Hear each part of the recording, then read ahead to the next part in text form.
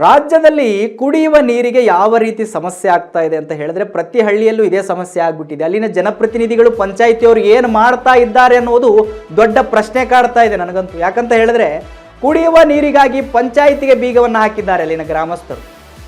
ಒಂದು ತಿಂಗಳಾದರೂ ನೀರು ಬಿಡದಿದ್ದಕ್ಕೆ ಆಕ್ರೋಶ ವ್ಯಕ್ತಪಡಿಸ್ತಾ ಇದ್ದಾರೆ. ನೋಡಿ, ರಾಜ್ಯದಲ್ಲಿ ಕುಡಿಯುವ ನೀರಿಗೆ ಯಾವ ರೀತಿ ಪರಿಸ್ಥಿತಿ ಬಂದ ಹೇಳಿದ್ರೆ ಅಲ್ಲಿನ ಜನಗಳು ಈ ಪಂಚಾಯಿತಿಗೆ ಬೀಗ ಹಾಕಿಬಿಟ್ಟಿದ್ದಾರೆ. ಹೋಗಿ ಕುಡಿಯುವ ನೀರಿಗಾಗಿ ಪಂಚಾಯಿತಿಗೆ ಬೀಗ ಹಾಕಿದ್ದಾರೆ.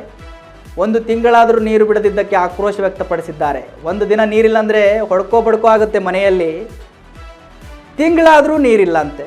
ಮತ್ತು ಇನ್ನೇನು ಮಾಡ್ತಾರೆ ಗ್ರಾಮಸ್ಥರು? ಆಕ್ರೋಶ ವ್ಯಕ್ತಪಡಿಸ್ತಾರೆ. ಪಂಚಾಯಿತಿ ಇದ್ದು ಇಲ್ಲದೇ ಇರುವ ರೀತಿ ಅದು.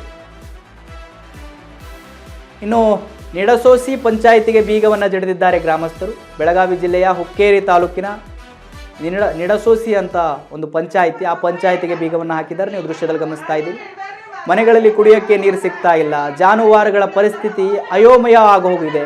ನೀರಿಗಾಗಿ ಪರದಾಡಿದ್ರೂ ಕೂಡ ಕೇಳೋರೇ ಇಲ್ಲ ಅಂತ ಹೇಳಿ ಆಕ್ರೋಶವನ್ನು ವ್ಯಕ್ತಪಡಿಸಿದ್ದಾರೆ. ಇನ್ನು ಪಂಚಾಯಿತಿಗೆ ಬೀಗ ಜಡಿದು ಮಹಿಳೆಯರ ಆಕ್ರೋಶ ವ್ಯಕ್ತಪಡಿಸಿದ್ದಾರೆ. ನೀವು ದೃಶ್ಯದಲ್ಲಿ ಗಮನಿಸ್ತಾ ಇದ್ದೀರಿ. ನೋಡಿ, ಫುಲ್ ಅವರು ಮಹಿಳೆಯರು ಎಲ್ಲರೂ ಮಾತಾಡ್ಕೊಂಡ್ಬಿಟ್ಟಿದ್ದಾರೆ. ಇವು ಪಂಚಾಯಿತಿ ಇಟ್ಟೇನು ಮಾಡೋದಲ್ಲಿ, ನೀರೇ ಬಿಡ್ತಾ ಇಲ್ಲ, ಊರಿಗೆ ಕರೆಕ್ಟಾಗಿ ವ್ಯವಸ್ಥೆ ಕೊಡ್ತಾ ಇಲ್ಲ, ತಿಂಗಳಾದರೂ ನೀರು ಬಿಡ್ತಾ ಇಲ್ಲ ಅಂದರೆ ಆ ಪಂಚಾಯಿತಿ, ಅಲ್ಲಿನ ಸದಸ್ಯರು, ಊರಿನ ಸದಸ್ಯರು, ಅಲ್ಲಿನ ಚೇರ್ಮನು ಅಥವಾ ಅಲ್ಲಿನ ಜನಪ್ರತಿನಿಧಿ ಇದ್ದೇನು ಪ್ರಯೋಜನ ಅಂಥೇಳಿ ಹೋಗಿ ಅವರೇ ಖುದ್ದಾಗಿ ಬೀಗ ಹಾಕಿದ್ದಾರೆ. ನೀವು ದೃಶ್ಯದಲ್ಲಿ ಗಮನಿಸ್ತಾ ಇದ್ದೀರಿ ಯಾವ ರೀತಿ ಬೀಗ ಹಾಕ್ತಿದ್ದಾರೆ ಅಂಥೇಳಿ. ನಿಜ ಅದು ಅಲ್ಲ ರೀ, ಒಂದು ಪಂಚಾಯಿತಿ ಕರೆಕ್ಟಾಗಿ ವ್ಯವಸ್ಥೆ ಕೊಡ್ತಾ ಇಲ್ಲ ಒಂದು ಗ್ರಾಮಕ್ಕೆ ಅಂಥೇಳಿ ಆ ಪಂಚಾಯಿತಿ ಇದ್ದಾದರೂ ಏನು ಪ್ರಯೋಜನ ಅಲ್ಲ, ಬೀಗ ಹಾಕೋದೇ ಬೆಟರು.